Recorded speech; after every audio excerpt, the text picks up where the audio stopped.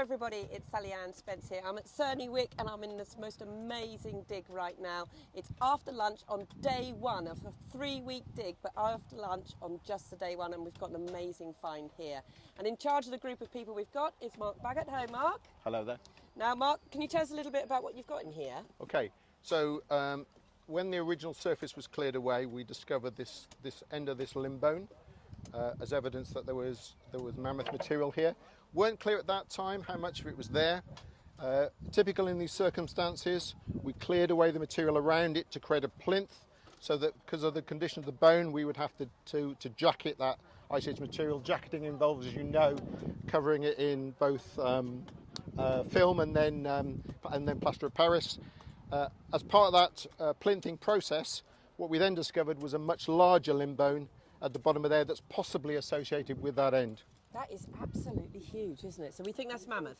We think that's mammoth, and we think it's a mammoth ulnar, which is one of the two bones in the forearm of the mammoth.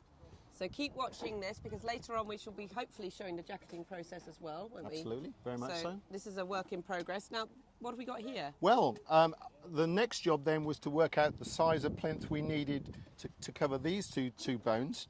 And then we discovered, the pits always do this way, there was a third bone in this same pit, and that's a mammoth tusk. We found a tiny bit of it at the very start of the day, and then as the days progressed, we've discovered that there's a large extent of the tusk there. One end of it, as is typical in the circumstances, is underneath a Kellaway's rock. If you imagine those rocks in the riverbed, very commonly for the bones to wash up against those nodules, get trapped and then get covered in sediment, and that helps the fossilization process. So one end of it is under that Kellaway's nodule, which we now know the tusk is going underneath, and we'll have to lift that. The other end is curving away into that sediment, meaning we'll have to extend the trench further before lifting. Wow, so we're at quite a crucial stage then in that case. Quite a crucial stage, absolutely. So this is the unique thing about this entire dig site. We've got the materials, as I said, from the Ice Age and the Jurassic, and it's literally just jumbled up here. So we've got to remove that. Is that an ammonite on the top of that? That is an ammonite impression on the top of the nodule. that. So there's a good chance when we lift that nodule that it may contain further ammonites inside. Of course, of entirely different age. They'll be 170 million years old rather than the 220,000 years old that the Ice Age bones are. Oh, it's crazy, isn't it? What an amazing sight. Right, so how are we going to go ahead with this then? So what we've got here is a team of 3 that's going to help with this lift. 2 people, 1 from each side, who are going to do the actual lift of the stone. The stone is already loose, we know it's loose. A third is there to make sure that there's nothing on the underside of this rock that's going to drop down onto the tusk and damage it further. Right, okay then, we should better... I'm going to step out the way, let you take control. Okay, you guys ready? Take firm hold together both. When you're ready, lift it carefully and gently and put it on the side. Make sure you've got a firm grip of it. Make sure there's nothing underneath and drop it on the side. Perfect, thank you. Look at that. Now that is a huge tusk. I mean, that's massive. We've already got 2 feet plus of the tusk exposed, with a potential for all of it to be there, but certainly more than we can see.